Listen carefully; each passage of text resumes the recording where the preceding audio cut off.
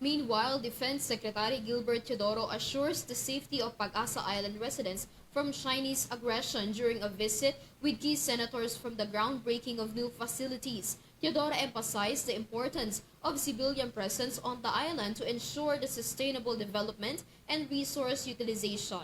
Henry Nicolas has the details.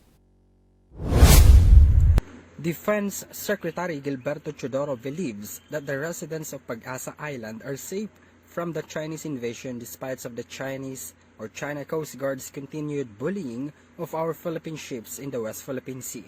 Teodoro said this in their visit at Pag-asa Island along with Senate President Juan Miguel Zubiri, Senate Majority Floor Leader Joel Villanueva, and Senator J.V. Ejercito. They visited the island for groundbreaking of new facilities aimed at enhancing health services and strengthen military presence in the area.